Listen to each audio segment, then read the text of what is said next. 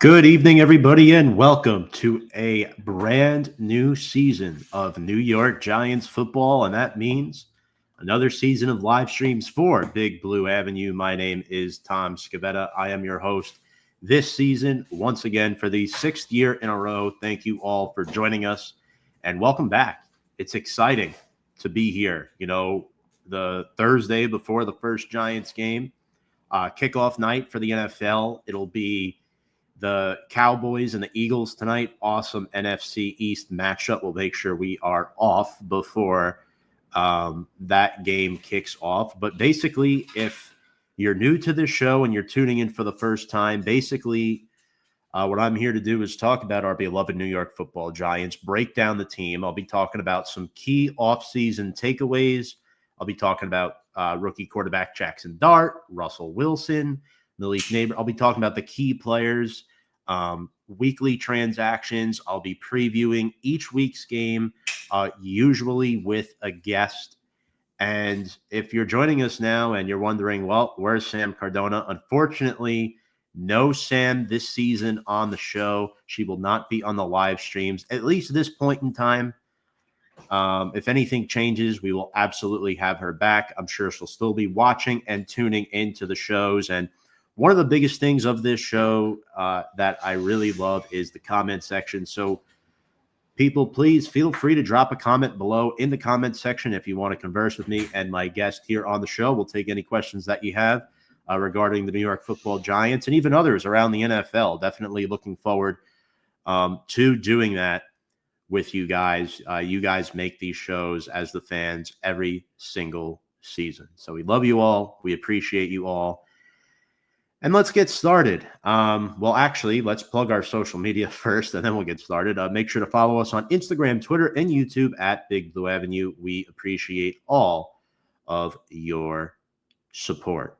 So without further ado, let's get into some key offseason takeaways for the New York football Giants, and I'm very excited to talk about the team this year. Obviously, it was an offseason that featured a lot of new faces on the roster, a lot of landscaping for Joe Schoen and Brian Daboll. They had to get things better.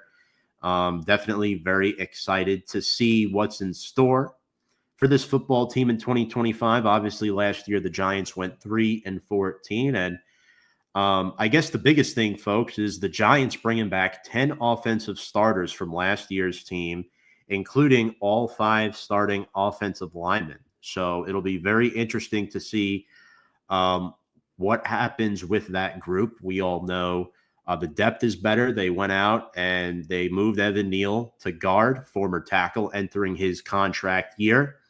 Marcus Bowe was also selected in the 5th round of the draft this year out of Purdue. In fact, the only Purdue player taken in the draft, at least on the offensive side of the ball. And then they signed James Hudson to a 2-year deal to be the swing tackle. So the Giants' depth is certainly better on the offensive line. So we'll definitely be keeping an eye on that this season. It's going to be very interesting how Russell Wilson looks, how the defense looks. We know the Giants spent a lot of money in their secondary. They went out and they signed Paulson Adebo to a rich 3-year contract worth over $54 million. The Giants also went ahead and brought in Javon Holland, the top safety on the market, to join Tyler Nubin. And the Giants drafted Abdul Carter at number 3 overall, the edge rusher out of Penn State. He's a guy that the Giants will be leading heavy on this year. They have a loaded pass rush group. He'll be joining the likes of Dexter Lawrence in the middle. And then the edge rushers, Brian Burns and Kayvon Thibodeau. Giants also signed Chauncey Golston from the Dallas Cowboys. So it'll be very interesting to see how that works out for Big Blue. New offensive weapons. I talked a little bit about Russell Wilson, Jaxson Dart. The Giants also bringing in Jameis Winston. It'll be interesting to see who the second quarterback is. Right now, the unofficial depth chart that's been released for week 1 has Jaxson Dart as that guy, but Brian Daboll has been non-committal at this time. And I want to talk about Cam Scavetta a little bit, the 4th-round rookie running back from Arizona State. He was a Bull last year in the college football playoff. Joe Schoen and the Giants scouting department really liked what they saw in this guy, and they went ahead and they drafted him in the 4th round. A lot of people thought that that was a steal, that he should have went in the 3rd round, some even the late 2nd. So I'm very happy with the way the Giants drafted this offseason, and I think it'll be interesting to see how that rookie class does, because last year the Giants rookie class really shined, and to be honest with you, that's kind of what saved Joe Shane and Brian Dable. So if they could nail 2 rookie classes in a row, that would be awesome. Ideally, the identity of the Giants offense this year, I expect them to be throwing the ball down the field a lot more. We know Russ loves that moon ball. They brought back Darius Slayton, who is a veteran receiver and captain. Malik Neighbors as well, coming off his 1,000-yard rookie season. And the wild card domino for me is second-year tight end Theo Johnson. Dealt with some injuries last year, but in the 12 games he played, he was very athletic. He had good hands, and I think you want to establish the passing game, and you do that by Tyrone Tracy and Cam Scavetta getting positive yardage on 1st and 2nd down. So I think it'll be very interesting to see how the offense looks. The depth is certainly better. I mentioned 10 starters returning. So again, we'll wait and see what happens on Sunday against the Commanders, next week against the Dallas Cowboys. And bottom line is, folks, and to address the elephant in the room, the Giants are entering year 4 with this new regime, right? According to several sources, Shane and Dable brought in one of the best draft classes this offseason, and they chose their quarterback of the future in Jaxson Dart. Now, it left remain to be seen when we'll see Jaxson Dart, but we all know that he is eventually going to be the future starter of this team. And with the signings of guys like Russ and Jameis and drafting Jaxson Dart, Tommy DeVito wound up getting claimed by the Patriots. After cutdown day, DeVito did not make the initial 53. He did not clear waivers. DeVito also threw 3 touchdown passes against the Patriots in the final preseason game, which was very interesting to see. And shout out Tommy Cutlets, man. I'm going to miss him. He was good for the vibes. He was good for the city. He was good for everybody for the New York Football Giants. Very reliable backup, even though they used him as more of a 3rd string. All right, so let's get into the pass rush. We know that'll be the focal point of the defense this year. You want to get to the quarterback ideally with 4 pass rushers, but I talked about a Debo and Holland. I think improving the pass defense will definitely help the Giants in terms of blitzing more. You want to be able to get to the quarterback and not give up long pass plays down the field, down the sideline too. It'll definitely be very interesting to see what happens. Also, folks, if you're tuning in right now, leave a like on this video if you can. It definitely helps with the algorithm. We really do appreciate it. And yeah, I'm really excited, guys. I'm really, really excited for the season. All right, let's get into our week 1 transactions. And first and foremost, the contract of left tackle, franchise left tackle Andrew Thomas has been restructured as of this morning, creating $12.2 million in cap space for the year 2025. We know Andrew Thomas signed that big 5-year extension 2 years ago. His contract running through 2030. The Giants restructure that. So good for Big Blue. I definitely think that you want to avoid restructures at all costs. But in reality, the current situation where the Giants are in, they had to clear up some cap space a little bit. We'll see if they try to sign somebody. I know a lot of fans are pushing for them to sign Christian Wilkins, the defensive tackle, see if he can play alongside Dexter Lawrence. You know, they were teammates at Clemson. So we'll see if the Giants decide to do that. I don't think they will, but it's good to have that money on hand just in case. All right, so rookie quarterback Jaxson Dart was listed as QB2 on the unofficial depth chart, folks, and I think it'll be interesting to see who is QB2 if they decide to dress all 3 quarterbacks on Sundays this fall. But I think it's only a matter of time before we see Jaxson Dart. Again, the Giants have a gauntlet of games to open up the season. Their first 4 games, it's the Commanders, the Cowboys, the Chiefs, the Chargers. That's a lot. So I'm interested to see how long Russell Wilson lasts as the Giants starting quarterback. Ideally, you'd love for it to be the full season and have Dart play mop-up in some games. But all in all, I'd be surprised if we don't see Dart by at least mid-November. I'm going to go ahead and say right now the earliest we see him is week 5. I think a more realistic projection would be between week 7 through 10. Giants don't have their bye until week 14. So it's not like they can do something, mid-season, we're going to bench Russ. We're going to have Dart with 2 weeks to get ready. That's not going to happen, folks. It's going to be a 1-week preparation for him when he eventually makes that jump. And he will be starting games at some point this season. I really do believe that. All right, so what next? Let's get into Mike Kafka. The Giants announced today that Mike Kafka, Giants' fourth-year offensive coordinator, will be calling plays this season. And here is the catch from the sideline. So Brian Daboll doing something out of the ordinary here. Kafka's been up in the press box, coach's press box, the last 3 seasons. The first season, he called plays in 2022. They made the playoffs, the Giants did, and they won a playoff game. Last 2 seasons, Coach Daboll was calling the plays, and it did not work out as well. I think Daboll, realistically trying to do too much between coaching the whole team and trying to run the offense as well. Quick comment here from my fiance, Deanna. Thank you so much. Let's go Big Blue. Excited to have Giants football back, and I hope all of you are too. Can only go up from last season, so it'll definitely be very enticing to see what the Giants look like this week. And week 1 is typically very telling. The Giants have only won their week 1 game 2 out of the last 12 seasons, and the Giants have made the playoffs in both years. So I'm excited. I hope you are too. The 100th season is in the rearview mirror. It's back.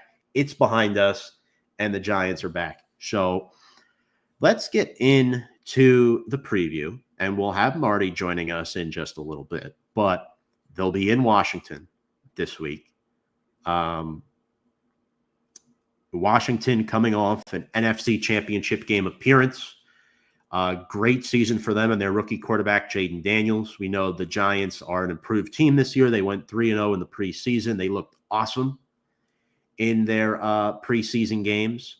So all in all, I think what the Giants really need to look at here is how are they going to come out in the first quarter? Because the Giants have been obliterated in the first quarter time and time again throughout the course of Brian Daboll's tenure.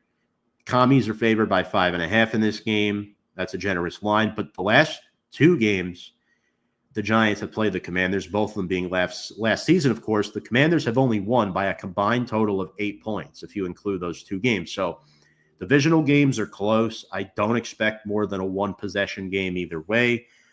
Giants lead the all-time series 108-73-5. And the Giants are looking for revenge. They typically dominate the Commanders in this franchise matchup. And the Commanders are a team, not only do they have a sour taste in their mouth, but they have a lot to prove, right?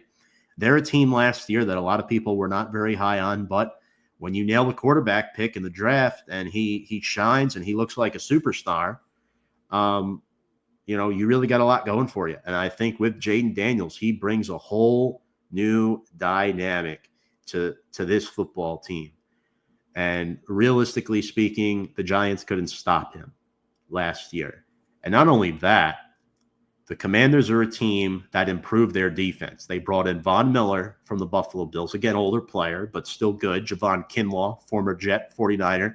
Dietrich Wise, former New England Patriot. So again, Commanders trying to prove that they can help their interior defenders stop the run. That was a massive problem for the Commanders last season. Every time a team ran the football on them, they'd usually go up and down the field. It looked like Moses parting the Red Sea when the Commanders were trying to stop the run last season. It was very inefficient.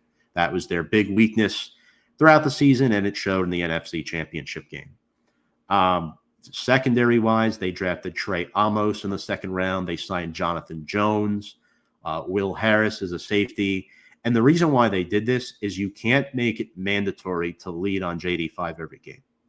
Yeah, the Commanders won 12 games last year, but how many games did JD5 have to come from behind in order for the Commies to win? It took a lot. It definitely took a lot. And I really think when you look at Washington, right, Dan Quinn, he's won playoff games before. He's been to a Super Bowl. He's lost the Super Bowl. It's going to be tough to repeat that. And we all know, the NFC East curse is there. The Commanders should win it this year because no NFC East winner has won on repeat. False. I think that the Eagles should still be the favorites to win the NFC East this season until proven otherwise. They're also the defending Super Bowl champions, and you could argue that they got better in a lot of categories. Yeah, they lost a lot on defense, but Barkley's there in his second year now. And all in all, I don't think the Giants pose a threat. But keeping it about the Giants here, a couple of keys I have before we talk to Marty Joines. The Giants just have to find a way to go 1-0. And you can with Russell Wilson. He's 6-6 in his career as a week 1 starter. It's not like it's impossible. Week 1 is usually very telling of where the Giants season is going, right? I mean, let's be honest. It hasn't been a great last decade and honestly a half for the Giants. Ever since the 2011 Super Bowl, it's been downhill. And I think you want to get off on the right foot. And I think you do that by winning the trenches, right? I mentioned Washington really struggled against the run last year. You have Tyrone Tracy, you have Devin Singletary, you have Cam Scavetta. You're going to want those guys to get their yards early and often on first and second down. Those are big keys for me, right? You look at Russell Wilson. I think you got to get the ball out quick in this game. In terms of getting the ball out quick, you want to build Russ's confidence with some shorter, easy completions. Put the ball in the hands of Malik Neighbors. Giants went 3-14 a lot last year because they struggled to do that early on in football games, and they would fall behind, and then the Giants would be coming from behind, and Malik Neighbors would get mad post-game. He wouldn't be happy with the coaching, with the quarterback play, whatever it is. There was just too many games last year where he didn't get involved enough early. So I think getting the ball out quick for Russ is key. And on top of winning the trenches, too, the Commanders did do some shuffling with their offensive line this season. So they signed Laramie Tunsil, who's now their left tackle. I think that's a massive upgrade. They shifted in Brandon Coleman, who is an impressive rookie from left tackle to left guard. Obviously, Sam Cosmi is out for the first several weeks, so Washington right now is slated to start Nick Allegretti at right guard.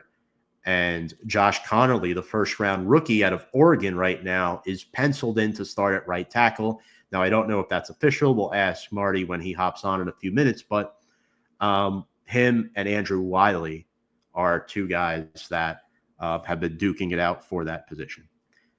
Other stuff in the trenches, the Giants, they drafted Abdul Carter 3rd overall.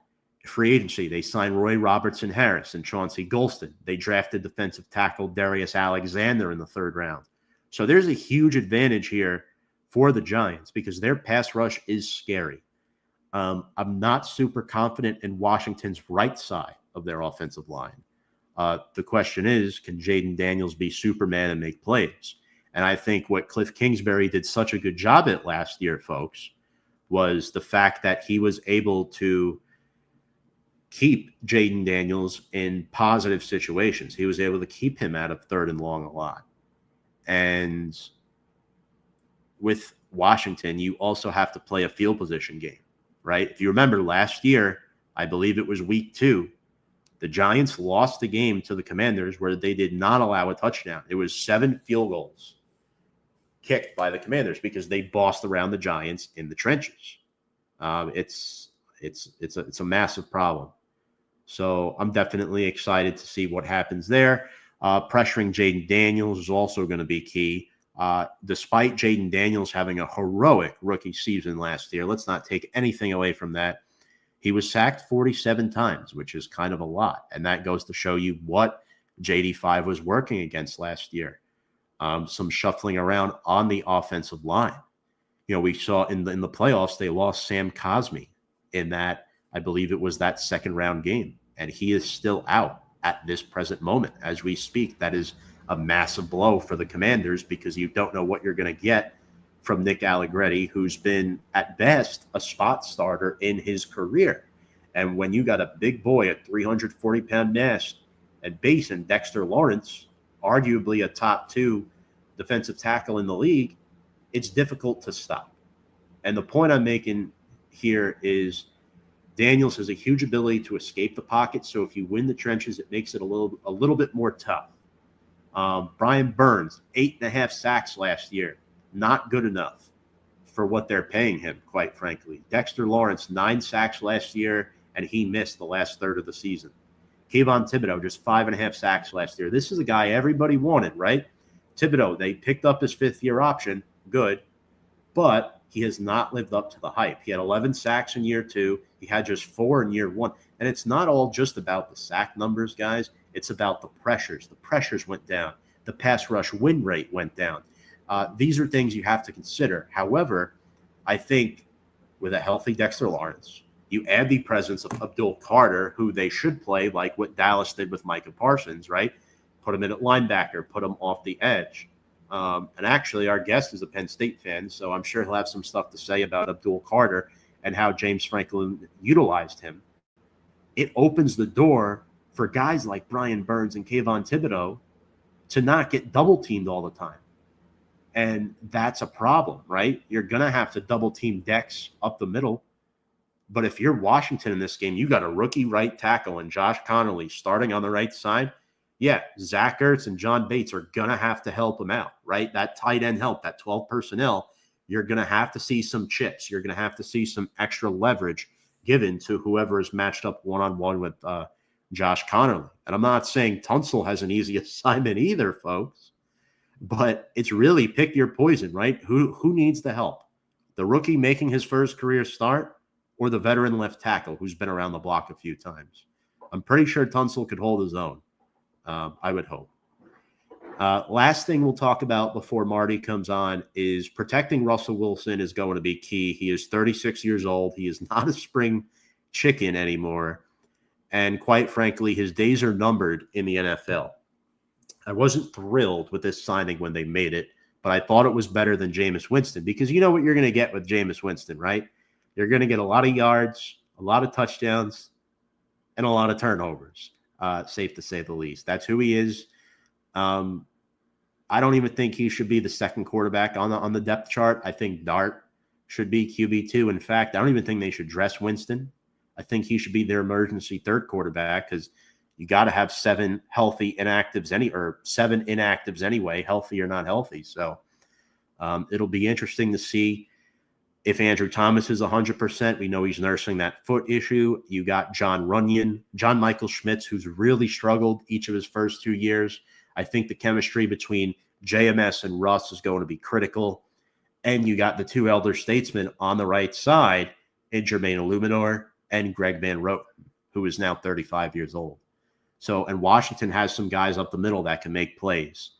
They got Daron Payne still. They lost Jonathan Allen, but they still have guys that are really solid. They brought in Javon Kinlaw. I'm very excited to see what Washington could do this year. In fact, I'm a realist. I know the Giants are not winning the division. I'd love for them to win it, but ideally, I'd be fine if Washington won the NFC East. I really wouldn't care that much. I mean, they are the preference out of the 3 other teams, but I think if the Giants have a good performance against Washington, it will definitely set the tone for the rest of the season, win or lose. Quick comment here from Ronnie Rivers saying, hey, what's up, Ronnie? Thank you for tuning in. And she asks here, do you think we will be okay with the receiver core this Sunday? Good question. A lot of unknowns with Jalen Hyatt. Malik Neighbors is about 95%, I'd say. The week 2 matchup last year, Neighbors tore up Washington. They really struggled to guard him. This was before the trade for Marshawn Lattimore, though. Washington knew they had a weakness there. They had to fix it. They had to identify it. They did, and they succeeded. I know Lattimore didn't play that much, but it's a big house name, and he's a massive upgrade to what they had before. They still have Sanders still. We'll talk to Marty about who Washington has, but the Giants-wise, yeah, Wandale, Malik Neighbors are going to be key in this game. If Russ is going to get the ball out quick, those are the 2 guys he has to do it to. Slayton, you'll see him running slants and posts mainly. He's not the best route runner compared to the other 2. They do have a great connection, Russ and Hyatt. So I'm very excited to see that. Bo Collins, the undrafted rookie out of Notre Dame, might get a snap or two if he is active on Sunday. Expect him to be more of a gunner on special teams, though. No pun intended, because we have to talk about Olszewski, who will be returning kicks. Prove that he can play a little bit of receiver in the preseason. Potential that I think has been untapped to in his NFL tenure. But if I had to put my money on it, I think you'd see more of Jalen Hyatt this year than anything else. The Giants have 4 tight ends, right? Fedoni, Manhertz, Bellinger, Theo. Theo is basically that 7th receiver, and you could roll, Bellinger and Manhertz with the hand in the dirt as the tight end. So I think we'll be okay. It's not the best wide receiver room, but I definitely think that it's an improvement from last season because Neighbors is a year older, Slayton's a year older, Wandale is back healthy, and Jalen Hyatt has better quarterback play. So in that regard, I think it'll be improved. Without further ado, if he's ready, Mr. Command Cave backstage, HTTC, hail to the Commanders, Marty Joines, joining us tonight. Marty, happy opening night. Let's do it, man. NFL's back. It's like a national holiday here at our house. Although it's 2 foes playing tonight, it'll just be fun to watch some live hitting football. And excited for week 1, excited to play the Giants, excited for the NFL season.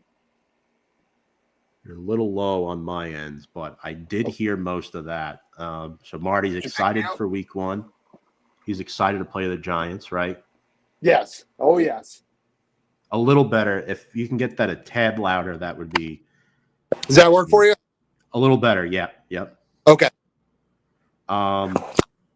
So, yeah, like on the surface, how are you feeling just overall? I mean, I love the Ryan Kerrigan jersey in the background, by the way. Trying to figure out who the other one is. 39?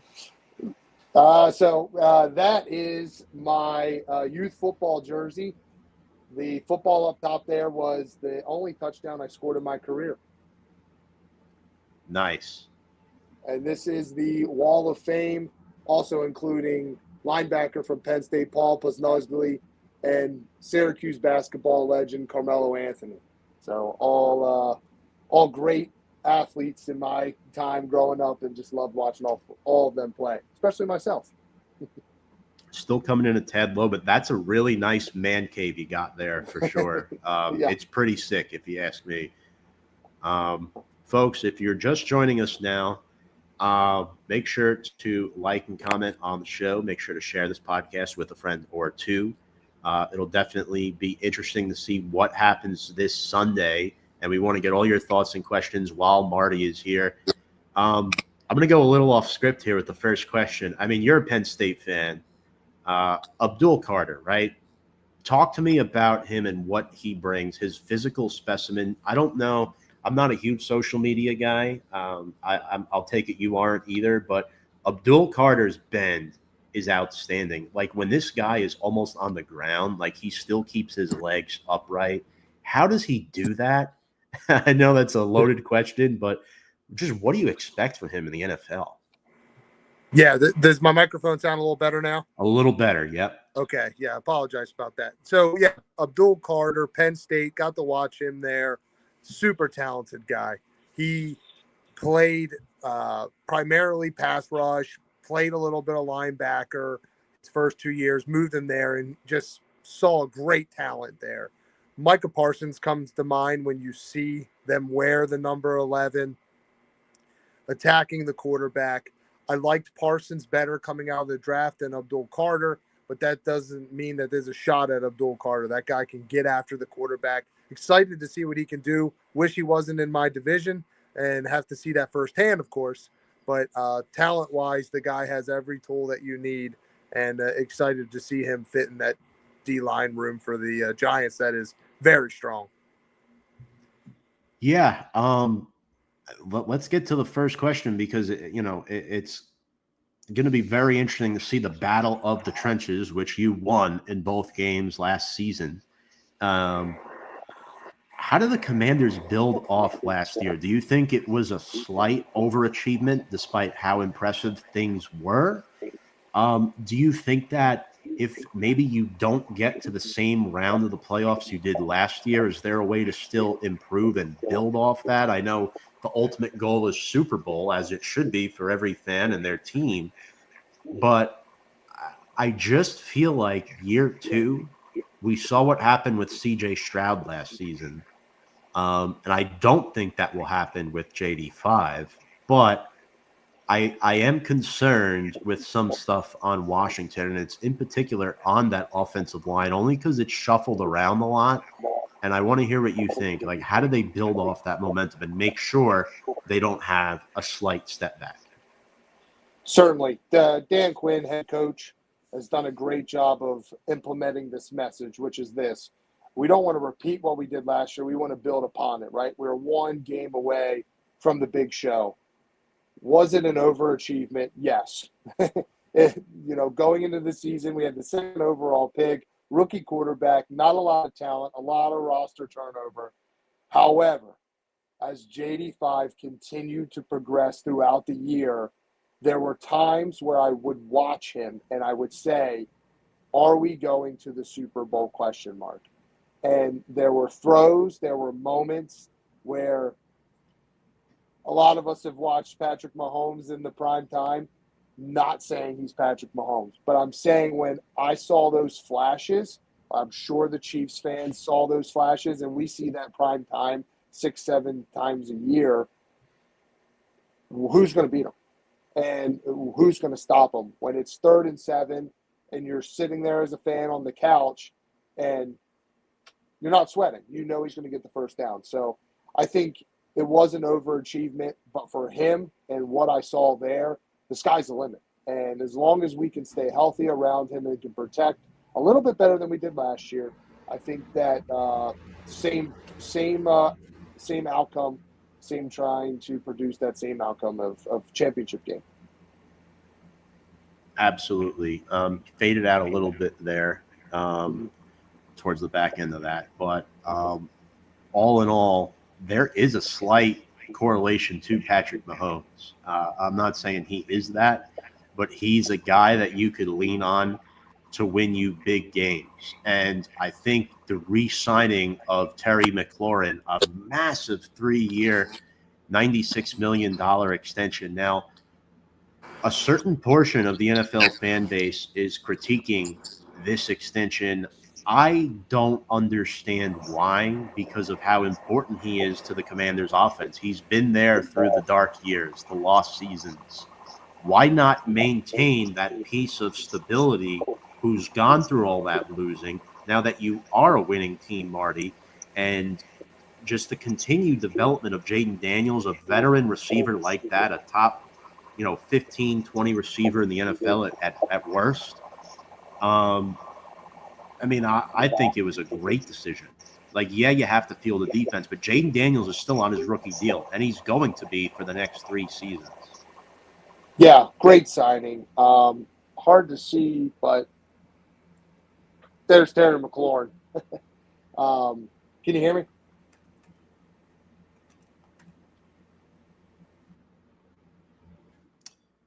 Apologies, folks. We lost Marty there for a moment. Hopefully we'll get him back in just a second. But Terry McLaurin signing that extension, it's going to be a big move for the Commanders because they need that stability on offense, right? I mean, yes, they brought in Deebo Samuel. I mean, they drafted Luke McCaffrey last season. Zach Ertz as well at tight end is on the older, later stages of his career. They're going to become more of a passing team. And we know that because they dealt Brian Robinson Jr. to the 49ers. They're content with going with guys like their 7th-round rookie, Ja'Cory Krosky-Merritt and Austin Eckler. They did that with B-Rob Jr. so they can re-sign a guy like Terry McLaurin so they can field the defense in future seasons, and they can extend Jaden Daniels and give him what he wants with the salary cap going up. I think it's going to be awesome for the development of Jaden Daniels. And all in all, we'll definitely see what happens. And Paulson Adebo is going to have his hands full on Sunday, guys. It's going to be definitely very interesting to see what happens with Paulson Adebo guarding Terry McLaurin, Marty. I mean, that matchup is just going to be nuts. Yeah, sorry about the technical difficulties. Does it sound a little better now? All good, yep. Okay, good, perfect. So just following up on that Terry McLaurin, yeah, great contract signing there. Perfect for Jaden Daniels. The guy can get down the field and can run routes. Love to have him back on the team. As my favorite player, it's great to watch him on Sundays. Yeah, and then talk about the addition of Debo. Like, how do you expect him to play in this offense? Do you expect it to be similar to what he did with the 49ers? Or do you think it might be a little bit different under Cliff Kingsbury? I think it might be a touch different. I think we're going to see Debo do things outside of just running routes. Right now, he's on the depth chart, number 1 as kick returner. So I think he's going to get all of those. We saw in the preseason him take a jet sweep. I think you're going to see that. I think you're going to see him line up traditionally as a running back in the I formation. I think they're going to try to give him touches all around. I think the screen game is going to be big for him, quick pitches. So similar to 49ers in that standpoint, but I think we're going to see him all over the field in special teams and just ways to get him the ball because he's dynamic if he can do so. Absolutely. I'm a big Debo fan. I always have been. And I feel like Washington is headed towards a more pass-first type of offense. The trade away of Brian Robinson Jr., they're really starting to lean on their receivers. What does this mean for guys like Austin Eckler and 7th-round rookie Ja'Cory Krosky-Merritt? And can he emerge as the number 1 running back? Yeah, Brian Robinson trade at first, reading the headlines, it was a little shocking, but his effectiveness down the season definitely tailed off. And even in the playoffs, we saw him kind of fall out of favor. I didn't think he would get traded based off of where his contract was and only having 1 year left, but the team felt we had cheaper options and younger options. I think a guy who gets overlooked in this offense, in that room specifically, Chris Rodriguez, Kentucky running back, great college career, got into some trouble there, fell in the draft. I think he was the option that they saw internally that said, okay, hey, we can let Brian Robinson go, let him take the bully ball work. We've got Eckler. And yeah, you mentioned Ja'Cory Krosky-Merritt. Everyone calls him Bill. You hear him called Bill on the podcast, Nice. On the game cast. They call him Bill, and he's super talented. I'm not sure if he'll even dress on Sunday. That's yet to be seen, but I think it's someone that we'll keep in our back pocket. Hopefully down the stretch can turn it into something. Absolutely. We talked about this earlier. We kind of flirted with the idea of the offensive line, shuffling around. There might be some moving parts. Are you concerned at all with the depth on the right side, given who the Giants present on Sunday? Maybe not like for the whole season, but for this week in week 1? Yeah, I think that's a good caveat there is overall, no. The guys that we're bringing in off of the quote-unquote bench are guys that started last year for us. So a lot of experience there. Allegretti, Wiley on that right side, helping out. Connerly will be the starter at right tackle. But we've got a lot of experience over there. However, yes, for week 1, I would have rather seen a different matchup than who you guys throw out there on 3rd and longs. It's going to be difficult. So that's why from a game planning standpoint, we want to make sure we're ahead of the chains because this week is going to be tough if Jaden Daniels has to drop back on third and 7s and longer consistently. It will be challenging on that right side. Definitely. And, him being sacked 47 times last year against the Giants pass rush that had 45 sacks, tied 8th in the NFL, despite only winning 3 games. It's not common you see a top 10 sack team only win 3 games, but anything's possible with the Giants. Yeah, fun fact, the Giants fans, I'm sure, were glad to see Daniel Jones walk out of the building, but so were the Commanders, as Daniel Jones won 20% of his career games against the Commanders. The guy was awesome against us. Same on the defensive side on that defensive line. I heard you mention earlier Thibodeau, a little underwhelming performance-wise. But if you look at his numbers against the Commanders, it's daunting. He completely wrecks us and has done that. He has 25, or actually, if you want to be specific, 26% of his career sacks are against us, a fourth of them. And I know we play twice a year against each other, but I specifically remember a Sunday night game, and he had 4 sacks against us and a touchdown. So he's a wrecker against us. So Daniel Jones leaves. Thibodeau fills that role of an underperformer, but absolutely terrorizes the Commanders. Do you guys play the Colts this year at all? Just out of curiosity? We do not, but if we did, Daniel Jones would be my fantasy QB1. Oh, yeah. Daniel Jones balling out against the Commanders is one of the guarantees in life. Yes. As bad as he's been, you got to give him that. Mm-hmm. Also, Ronnie chiming in and saying here, DJ is doing the same old thing with Indy. Yeah, look, I wish him the best. He definitely had good moments. I'm happy he won that starting job. I mean, you're in year 7. You better hope you beat out Anthony Richardson. Honestly, it might be the best thing to happen to Richardson. Yep. It's similar to what happened with Bryce Young last year.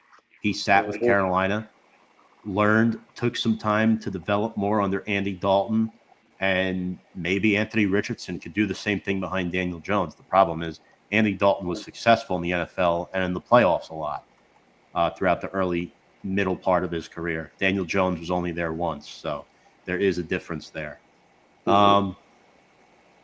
Keys to beating the Giants in week 1, Marty. Obviously, you have the edge at quarterback. You have the edge at most of the position groups. I still think we have the edge in the edge rushing group. That's probably the only thing I would say at this time. But what are you thinking? What does Washington have to do in order to beat the Giants? Because last year, despite the 9-win difference between us, with us only having 3, you guys having 12, the 2 combined games we played each other, Washington only won those by a combined 8 points in those 2 games. Yep, classic NFC East football. Throw out the records.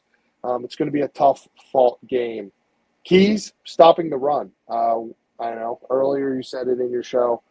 We were historically bad at stopping the run for a team that had 12 wins and went to the NFC Championship game. That's definitely something that we have to key on. I'm a big fan of Tyrone Tracy. I know he can put the ball on the ground, but he has talent. Only, I think, a second-year guy at running back coming out of college, has a lot of talent, and looking forward to seeing what he does in the season. That's where we need to step up. And we did sign Javon Kinlaw. He's going to play on the inside. We did sign also Demetric Wise, big defensive end from the Patriots. Sole reason to stop the run. And that's what we are focused on this season doing. I believe if we can do that, we can play a Dan Quinn, Joe Witt style defense, which is we're going to make you drop back. You will get us, but we're looking for turnovers. Maybe I should have said running back too, because of our combination of Tracy and Cam Scattaboo, who he's healthy. He's ready to go. This guy's a winner. He could play. He's like a bowling ball. You can't bring him down. 0-star recruit. Went to Sacramento State for 3 years. Balled out in the college football playoff last year, as I'm sure you saw, Marty.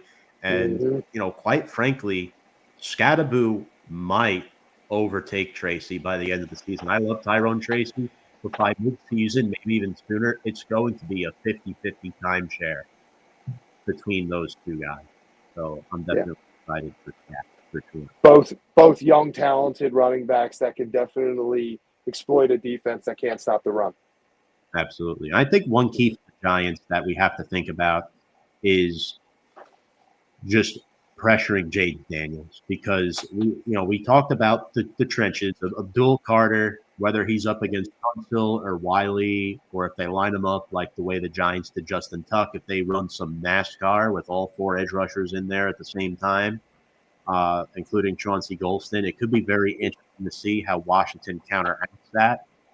And then on the other side of the ball, I mentioned it earlier, getting the ball to Malik Neighbors is critical. And that leads me into my next question.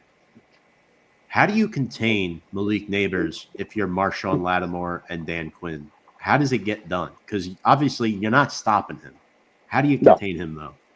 Just got to jump on his back and hope to take him down before he can even get off the line of scrimmage. Seriously, the guy is a super, super talented wide receiver in this NFL. I think after this season, you could see the conversation with him in the likes of Jamar Chase, Justin Jefferson, Malik Neighbors. He has that type of talent. We're not going to stop him. We saw it week 2. He completely gashed us. The guy is a total stud. The only thing I'll say is that we've got new cornerbacks, Trey Amos, rookie from Ole Miss, Marshawn Lattimore, who didn't get a chance to play him last season, and we also have, who I think is our best defensive back, is Mikey Sanderstill. We're going to try to throw a bunch of different bodies at him, but I also know he lines up all over the field. So he's going to be number one target for us. He's definitely keeping our defensive staff up at night, trying to figure out ways to contain him. But I think he's just one of those guys that, quite frankly, Tom, I don't think we're going to have – I think a lot of teams are going to say, what are we going to do on Sunday? And it doesn't matter. Absolutely. Quick comment from Kevin here saying, let's go Big Blue. I'm excited for the new season. Yeah, man. I mean, it's going to be interesting. If the Giants can somehow go even just 500 in the division, because right now, Dallas is looking too great. I mean, the Giants have a shot to finish in third.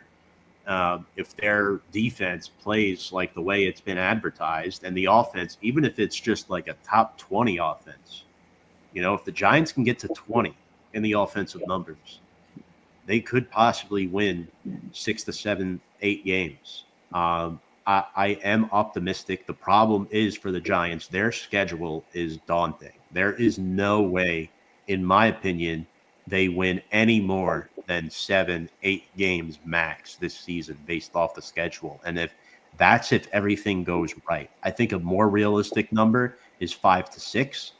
But I mean, I'll get to my record prediction later before we sign off. But all in all, I think that was an excellent analysis, Marty. Do you believe in the NFC East division winner curse? It's been a thing for over 20 years now? Yeah, over 20 years, we've never had a repeated division winner. I believe since the Eagles did it 02-03 when they went to back-to-back championship games. I'd like to see it continue, right? I mean, as a Giants fan, for you, as a Commanders fan, for me, the Eagles winning the division last year, I'd love to see it. That means one of us have a shot to do it, and I think it will. I think NFC East football does that. We're tough. We're gritty. We're the East Coast. We're the I-95 corridor. We don't really like to mess around too much. Of course, we got the team down south in Texas, and Jerry Jones is handling that business for us. But us three up here playing that rugged style NFC East football, I'm excited to see what can happen. And I do believe being biased. I hope it's me. I hope it's us, but I think there's an opportunity for that to happen again this year. Yeah, and I'm not just saying this because you're here with me on the stream right now, Marty, but I do think it really could be you guys this year based off the way the curse is going. I do think Washington might be ready to take that next step up in terms of potentially winning the division. We've talked about some players already, but Marty, give me a couple players to watch for the Giants and then a couple, 2 or 3 players to watch for Washington. Who do you think, maybe not based off of like a seasonal perspective, but this matchup this week, who are the, 2 guys from each squad, or a third if you have, that really could have a big impact on this game? Yeah. Let's jump on the Giants side first, right? We're on Big Blue Ave, so we got to start with them. Absolutely. Folks that we're looking at on our side, first up, a little different, Graham Cano, kicker. Won the competition up there. Past 2 years have been hurt. If we remember week 2 against the Giants, if he doesn't pull a hamstring on that kickoff, completely different outcome to that game, as the Giants had no kicking game or presence, which allowed us to play a completely different style of aggressive defense. He's got to continue his projection of what he was 2 years ago, which is a solid NFL kicker. But with the injury history and things that we know NFC East football comes down to this, do we trust Graham Cano to, hit a 50-yarder when the clock expires? We haven't seen it in 2 years per se. I know he has it record-wise, but he's missed some time. So something to keep an eye on there.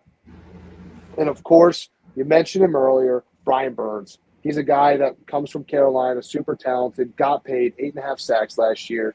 With the addition of Abdul Carter, with Thibodeau hopefully taking that next step, Burns is a guy, and like I said, I'm stealing your lines from before, he's going to be able to get on there one-on-one, have good matchups, and I think he can really capitalize. He's a guy that I can see having a double-digit sack season and leading the Giants' defense in sacks and being productive. So those are two guys on the Giants side that, a little different from the offensive perspective, but defensively, I know Brian Burns is a household name and someone that we are definitely going to be keeping our eyes on. For the Commanders, first, Old Faithful Zach Ertz, tight end, 13th season. Last year, 650 yards, 66 catches, was just, again, reliable on third downs. And he's not flashy. He's not getting open. He's not Philadelphia Eagles Zach Ertz. But he's Commander Zach Ertz. He's exactly what Jaden Daniels needs, is that safety blanket on tough downs, tough positions in the game. He knows exactly where Zach Ertz is going to be. Next up on the defensive side for us, a guy who's not a household name yet, but I promise you by the end of the year, he's going to be getting Pro Bowl votes. Free safety Quan Martin, 2023 second-round pick from Illinois. The guy just continues to crease up. Made a little name for himself in the divisional game with the pick six against Jared Goff, but that guy is on the trajectory to be a very, very good safety in this league. And you might not see it week one, but as we continue to be on prime time and we continue to have big-time games and big moments, he's going to be making plays. And I'm putting my stake in that Quan Martin could be getting a Pro Bowl nod by the end of the year. I love that one. You're always outside the box, which I appreciate. It's not always the household names for you, Marty. It's more, this guy really flies under the radar, and I want you Giants fans to know about him. And that's what I love about you, Marty. You have that touch for sure. And it usually works out more often than not. They're a factor in these games that we play. For me, for the Giants in this game, player to watch, I honestly think Theo Johnson, our tight end, is going to be an interesting player, getting matched up against Bobby Wagner and Frankie Louvu. Theo, expect him to be more involved in the offense last year. We know Russ has a rich history throwing to tight ends, especially in Seattle. Only 29 catches last year for Theo and 1 touchdown, but that was in just 12 games. He did get hurt, and it took a little bit for the Giants to get him involved offensively. So that's one of mine to watch for the Giants on offense. Now on defense, folks, who the heck is starting at cornerback too? The media, they asked Brian Daboll, non-committal. They asked Shane Bowen, the defensive coordinator today, didn't say who it was. He literally said, you'll find out on Sunday who is starting at CB2. So I'm telling you, it's going to be a rotation between Tay Banks and Court Flott, and it is so disappointing because Deontay Banks was a 2023 first-round pick out of Maryland, by the way, and he has not lived up to the hype. His rookie year, great with Wink Martindale's defense. But when they fired Wink, or when Wink resigned, whatever it was, he took a massive step back in Shane Bowen's defense this past season, and you saw it in preseason, folks. He was playing pretty late into preseason games, and that's a problem. So I think whoever he's up against, if it's Debo, if it's Luke McCaffrey, if it's somebody else, he might struggle, guys. He might struggle. His head is not 100% in the game, and it is a massive concern for the Giants. So I'm watching him in a bad way, which I hate to say, but that's the reality of the situation. I'm going to throw one more in there for good luck from us. I think Micah McFadden is a really solid linebacker. I expect him to break out this year. He led the team with 107 tackles last year, 8 tackles for loss, 3 sacks. He's a blitzing linebacker. He can blitz in disguise. If you add him into the fray, going through that Washington interior with Tyler Bayadas and Brandon Coleman and Nick Allegretti, it could just help this pass rush even more to potentially get JD5 rattled. So that's what I'm looking at. For Washington, I think the obvious one for me is Josh Connerly, because the rookie right tackle is slated to make his first career start going up against an elite pass rusher like Brian Burns and Kayvon Thibodeau. I really want to see what he can do on the offensive side of the ball. And actually, sticking with the offense here, Marty, this is a guy the Giants have never had success guarding.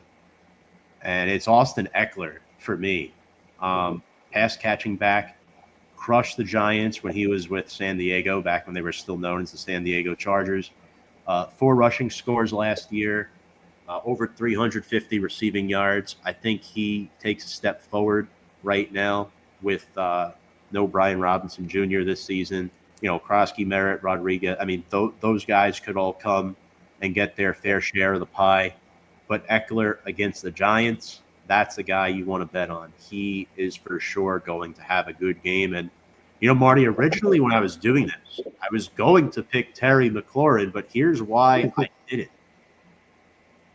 Did you know that Terry McLaurin has not hit more than 65 receiving yards in the last 5 Week 1 games? I did see that. Yeah, I saw a lot of Week 1 stats, some funny ones. Austin Eckler, I think it's 8 weeks or 8 years in a row he's had at least 15 receiving yards in Week 1. Terry McLaurin gets off to a slow start. That's been his MO the last couple of years. But I'm hoping and excited to take advantage of Deonte Banks, a guy who I loved coming out of that 2023 draft. We take Emmanuel Forbes over him, which is heartbreaking. I love to see the hometown guy stay there, but hoping that he turns it around for your guys' sake. I do think he's a very talented guy. No, absolutely. I do think he can definitely get it right if he puts his mind to it. I'm rooting for him. I really am rooting for him. I just can't look past those stat lines for Terry, man. But anyway, let's get to our steal a player. And this should be our last segment together for the evening, Marty, before we pick the game. I'll steal a player from Washington. You'll steal a player for the Giants. Certainly. Who are you taking to fill a void on your team? So, like you mentioned, I love thinking outside of the box, and I love trying to look at different ways and different options that, if this was a possibility, we'd be able to improve our team. Went through and through and through your depth chart, and I could only stare at one name the entire time. That was Malik Neighbors. Not very creative on my end, but when I have the opportunity to add the number 1 wide receiver in Jaden Daniels' offense from his college season, his quote-unquote best friend off the field, I'm going to have to do it. And yes, we do have Debo. We do have Terry McLaurin. But you're trying to tell me that I don't want Malik Neighbors on the outside, inside, backfield, locker room with Jaden Daniels. I'm going to take that every single time. I know it's, oh, man, he's our best player. I guess you would. I'm going to go with that line and say absolutely. Malik Neighbors, number 1. You can come over to our side all day long. Love it. That's a great pick. For you guys, I'm taking a guy you mentioned before who you think is your number 1 corner, if I remember correctly, Mike Sanderstill. What's he entering? His second year now? I mean, this guy, holy smokes, for a corner, he's a tackling machine. 93 of them last year, 2 interceptions with 14 passes defended, led a national championship defense. And to be honest with you, I love Drew Phillips in the slot, but I think Sanderstill is capable of playing the boundary as well. So all in all, I hate to say it, I'm replacing Deonte Banks with Mike Sanderstill. You guys got receivers still like Debo and Terry. Zach Ertz is tough. And you need corners that could tackle an open field as well in the NFL. And there's not many that could do it on a consistent basis. My personal opinion, maybe you disagree, Marty, Mike Sanderstill is one of those corners that could do that. Yeah, he's awesome. Coming out of that 2023 draft, Nick Saban, everyone knows him, longtime Alabama coach, said that he was his favorite player coming out of that draft. Most had him as the number one slot corner in the draft. Wow. He got thrown in the fire and played the outside, learned quick. And now with the addition of Trey Amos, I think it's going to free him up to play and travel with players. And, yeah, he's exciting to watch. He's a fun character guy. Excited to see his trajectory as well going into year two. Incredible work by him. Game predictions time. I think we've broken this down pretty well. I feel like we could even sit here longer if we wanted to break down the analytics of this and, go over certain under-the-radar players. But we do have to wrap this up because we both want to get to watching Thursday Night Football. So who are you picking, Marty, and what's your final score? So every time I'm on Big Blue Avenue and I pick the Commanders, we either, tie or lose or have a tough game. It's hard not to not pick us. I know the national media is leaning towards us, but I do see some giant selections there. So it's not all of us. And with the sports lines having it around 6.5, I think it's going to be a close game for the most part. I do believe we have a huge advantage at quarterback, which is the best position and the most important position in football. I'm going to take the Commanders 28-17. Home win. I think it's a close game, like a 21-17 type game, and we get a late score at the end that kind of makes the scoreboard look a little goofy, but it's going to be an NFC East battle, and I'm excited to watch it on Sunday. Absolutely. I also have the Giants scoring 17 points, but I think our defense holds you to a few less. I think Washington wins 23-17. I think it's a 6-point game. I like what you said about the late touchdown there. I could definitely see that happening. I do think the Giants might be able to jump out to like an early 3-0 lead in this game, maybe strike first. But once Washington gets settled in, I think they'll control field position and time of possession. Ideally, Cliff Kingsbury is a creative mind, and I think he'll be able to offset that Giants pass rush enough as far as getting the ball out quick, for Jaden Daniels. Get the ball out to those receivers like an Ertz, like an Eckler, like a Debo. I don't think Terry McLaurin is going to have this insane game. In fact, I would fade Terry just a little bit because his last 2 years against the Giants, week 2, he had 6 catches for 22 yards. Weird stat line. And then the one game I went to up in the Meadowlands, 2 catches for 19 yards, but 2 touchdowns. So it was very, very interesting the way his games against us went last year. And, I hope and pray that Andrew Thomas is ready with that foot injury. Unfortunately, Cosme's not going to make it for you guys. He got placed on the PUP list, still recovering from the ACL. He'll miss at least the first 4 games. But all in all, I am very excited that football is back. And Marty, I want to thank you for taking the time to join the show. I love the Best Dad Ever shirt. I know you have a young one at home, so yes. Hope you get to enjoy the night with some family, watch some football, and just enjoy the weekend. All in all, are you going Sunday? Not going Sunday. I will be attending the Chicago Bears Monday night game week 5 in hopes that a Hail Mary repeat is there. But, yeah, excited just for football to be back, Commanders to be on the field, and just excited all around for the NFL season for 2025. Looking forward to having a fun season. As always, it's been a blast previewing our games. I love previewing NFC East games and looking forward to seeing what the Giants do throughout the season, and excited to just be a part of it. Absolutely. Marty, or AKA Mr. Command Cave, thank you very much for your time. Enjoy Thursday Night Football. Enjoy Sunday's game. And I'm sure I'll be talking to you after the game, and we'll definitely have a quick chat about it. So take care. Certainly. Take care. Thank you.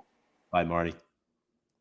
That was Marty Joines, Mr. Command Cave, the former host of Intercept Your Lunch. podcast. We actually met up over basketball talk, so that was pretty interesting. But before we go, I have one more segment I want to do with you guys. So obviously, I did not pick the Giants to win this week. Don't worry, I do think the Giants are going to win a decent number of games this season. But I want to go over my record prediction for this year for Big Blue, and I want to go over some possible future predictions for the Giants this season. First up and foremost, record prediction. So, thinking more about this, and I'm only saying this because the Giants have a tough schedule this year. I think we go 6-11. But I think this is a much better 6-11 from the Giants team we saw in 2023. A lot of the top reporters are saying we finish anywhere between 5-12 and 8-9. I do think it's possible we do go 8-9. 9-8 would be best case scenario this season. What we need to see is an improvement. We need to see competitive football, but you also, guys, yes, I want the Giants to win every game. You have to consider their schedule and who they're playing. It's a gauntlet. We're going to have a rookie quarterback out there at some point. You know, there's going to be injuries. There's going to be some adversity. But all in all, I think they do enough for Brian Dable to keep his job entering year 5, and that's when you have to shoot for a potential playoff berth next season. I don't think it'll happen this year, but I do think the Giants will finish ahead of the Cowboys. I think the Cowboys finish 6-11, 5-12 this season. I'm not high on them at all. Next up, when will we see Jaxson Dart start? The more I thought about this, I originally thought week 5, but then I saw who we were playing. I'm like, I want to give Russ a little bit more time. I don't want to, push the button too early. Look, ideally, Jaxson Dart sits the whole year, like Mahomes did for Kansas City, right? Like Lamar did for Baltimore, just about up until the very end there in his rookie season. I think we're going to see Jaxson Dart in week 7. The Giants don't have their bye until week 14. The first 4 games are brutal. And I think they're going to skip over Jameis Winston because they have him signed for 2 seasons. And look, there's also rumors that Winston might get traded. I don't think he does now since DeVito's out of the picture. But looking at the way things are going, the Giants are playing the Eagles in week 6 on Thursday Night Football. The fact that they have 10 days off until they're at Denver for week 7, that might be the game to start him. Russ did not play well at Mile High when he was a Denver Bronco. I don't think he would play well now, especially being on the opposition. Yes, that's a hostile environment for Jaxson Dart. I know a lot of people are saying week 9, but the bottom of the line is John Mara wants to see improvement. The Giants want to see wins. And I think if you put Jaxson Dart in that environment week 7, that is a huge learning curve for him. And that is awesome experience to get in a hostile setting out in Denver, a team that plays very well at home. I'm going to go over an offensive breakout player now and a defensive breakout player. I know we have about 5 to 10 minutes or so before the game starts, so I'll rip through this quickly. I think Theo Johnson is our offensive breakout player. And I think Micah McFadden is our defensive breakout player. All in all, I think Theo's great. I think he's going to have a good year. Russ throwing the football to him. I think he stays healthy. Micah McFadden, contract year. I think he's going to ball out. 4th year now. Really good tackler. Good blitzer as well. I think he's going to have a great season.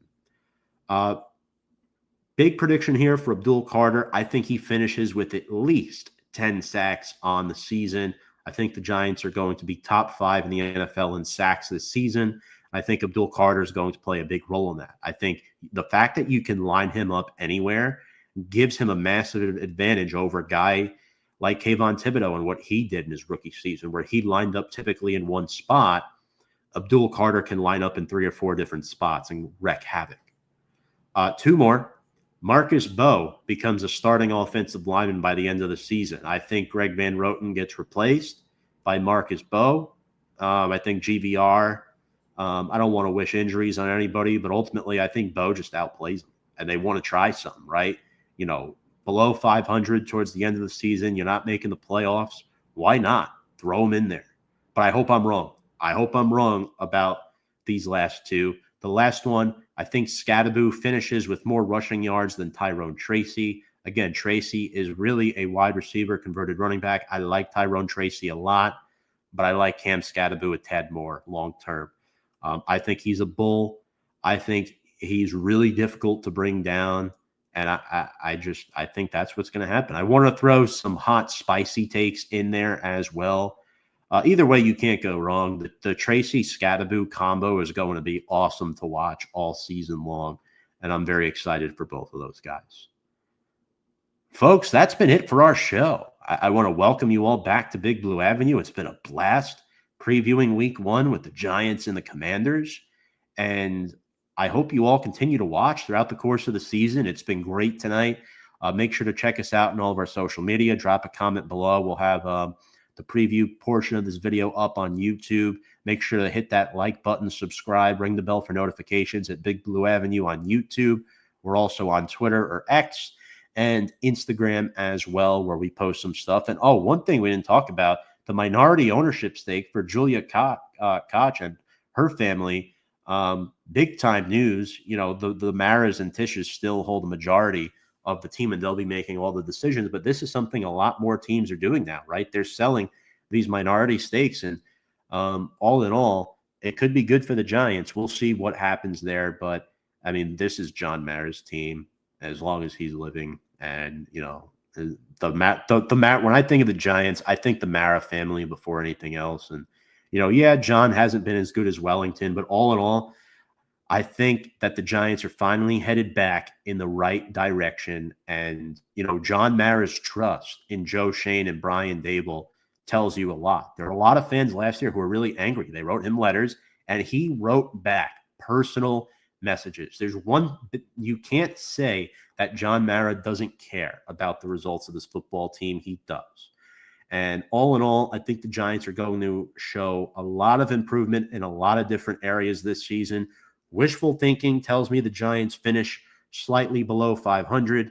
But all in all, I'm going to play it conservative because I have not the last 2 seasons and say the Giants win 6 games in 2025. All right, folks, let me know what you think of this video. Like it, subscribe, give us a thumbs up. Appreciate you all. And for the very first time this season, without further ado, let's go Big Blue.